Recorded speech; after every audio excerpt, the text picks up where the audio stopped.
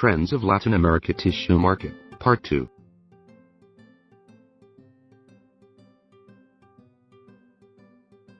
Latin America.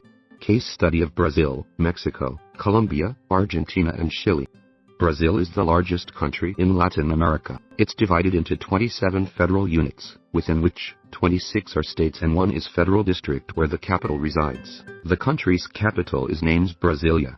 It administrates itself much like Washington, D.C. in the U.S.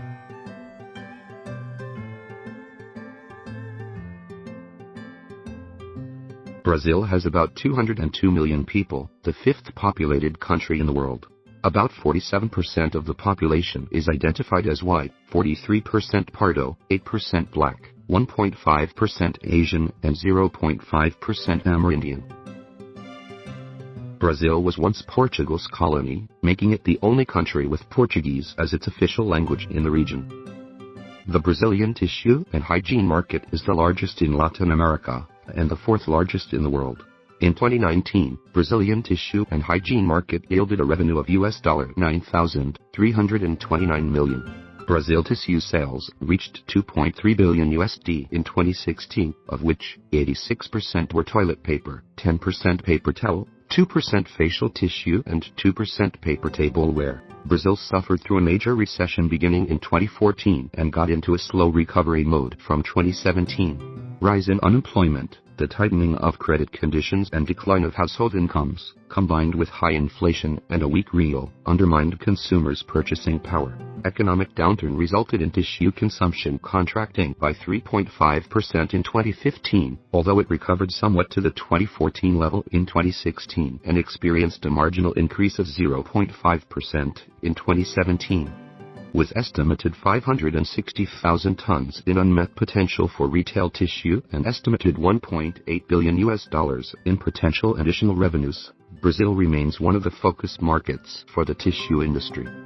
While prior to the recession, Brazil consumers have been showing an increasing preference for better quality products. The economic crisis led many to adjust their shopping to value products and resulted in a weaker performance by premium products marketed by brands like, for instance, Neve of Kimberly-Clark. Facial tissue category has suffered the most in the past 2 years, with declines in 2015 and 2016 by 4% and 5% in volume terms, respectively. The category is yet to win over Brazilian households. From 2017 onward, Brazilian economy is in mild recovery. As such, tissue products and brands retailing at a more affordable level likely to perform better. Revenue in the tissue and hygiene paper market amounts to US $9,329 million in 2019, with per capita tissue product consumption stands at 12.59 kg. The market's largest segment is toilet paper with a market volume of US $2,962 million. All in all, retail tissue in Brazil is projected to see 2% increase compound average growth in volume over the period of 2014 to 2020, with toilet tissue being the fastest sector. Revenues are expected to see a slow recovery too, although profit margins will remain tight with persistent bargain shopping and the growing weight of private label tissue. Kitchen towels have established almost a mandatory presence on shopping lists in Brazil. In addition to traditional household uses, kitchen towels are also used to cover trays, wrap sandwiches and as an alternative to replace mats or napkins.